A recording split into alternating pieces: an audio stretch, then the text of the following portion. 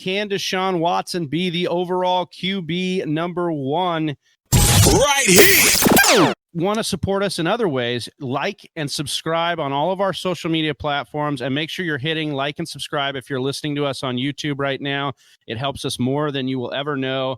Helps us grow that channel. Right now we're at 600. We're looking to get to 1,000, and you guys can help us, and get beyond that, and you guys can help us get there. From rotoballer.com stating, can Deshaun Watson be the overall QB number one in 2020? Johnny, this is a bold statement when you've got guys like Patrick Mahomes, when you've got guys like Lamar Jackson off his MVP season, when you've got guys like Russell Wilson, and similar to the running back position, nobody really repeats as QB1 overall. So maybe the case is there that, Deshaun Watson is as good as bet as any. Do you believe that Deshaun Watson will be the QB overall number one, and why or why not?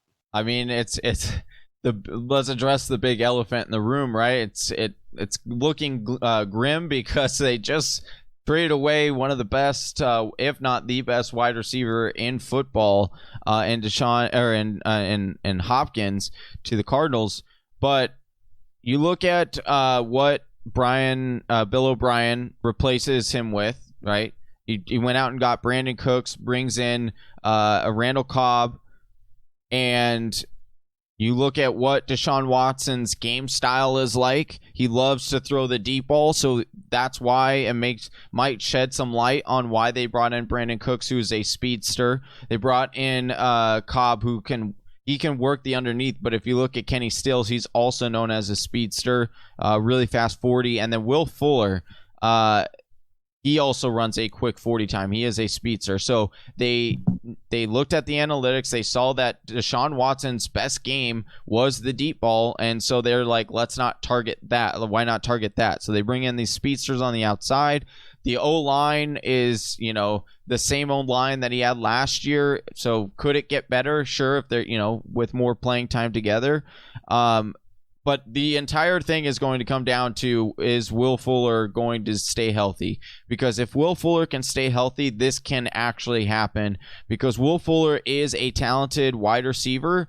He is talented enough to compare. I mean, I'm sure Travis will run down the stats of Will Fuller and not Will Fuller on the field. So you'll really see how much of a benefit Will Fuller is on the field. So if he stay on there, I think he has a shot. You already look at his previous finishes.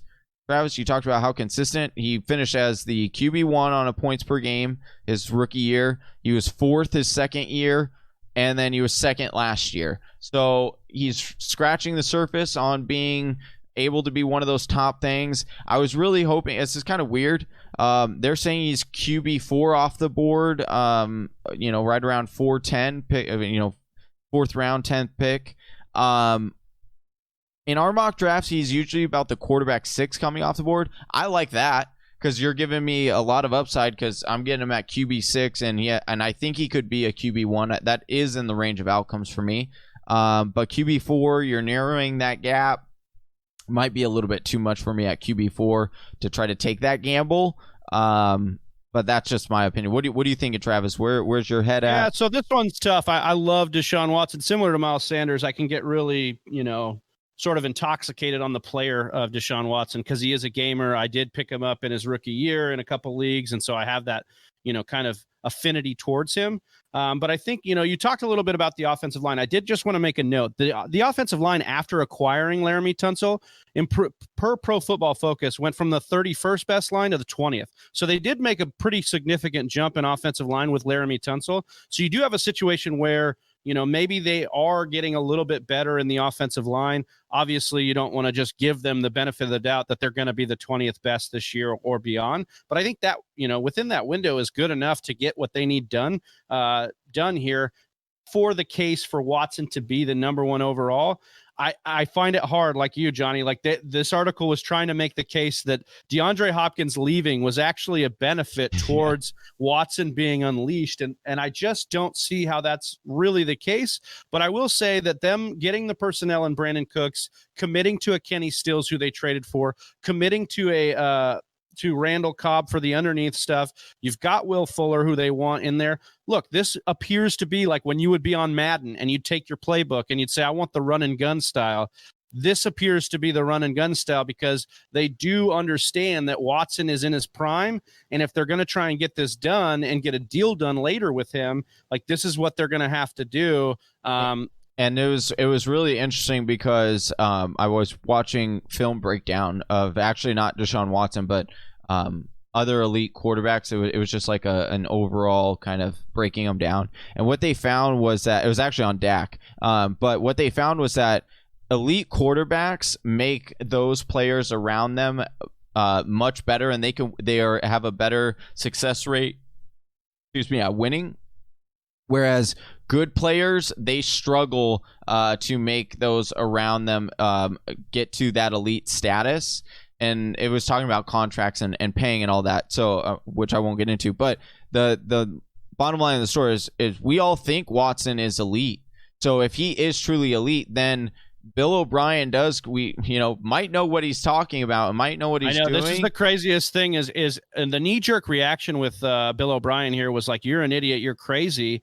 But a lot of what this article does is paint the picture that, this could be really successful, and you could be looking at Bill O'Brien getting a lot of credit and a lot of these pundits eating crow because, like, even the David Johnson signing. David Johnson is a pass-catching specialist. He's a converted wide receiver. So this still even plays into Deshaun Watson's upside. You talk about those wide receivers pushing the ball way down the field, meaning what? If the play's not there and they're playing prevent, goodbye, Watson's taking off. Yeah. Yep. And I'm telling you, if that rushing upside starts to match some of the other people, and you look at some of these between 2018 and 2019, the numbers are there for Watson. 181 rushes, 964 yards, 12 touchdowns. That's pretty much third in all of those categories across the board. So look, we're talking about running backs just a little bit ago and how you need to take put your ticket on a guy that could repeat or be the guy because people don't repeat often. Watson is as good as any. He's got all the tools to be the number one. So yes,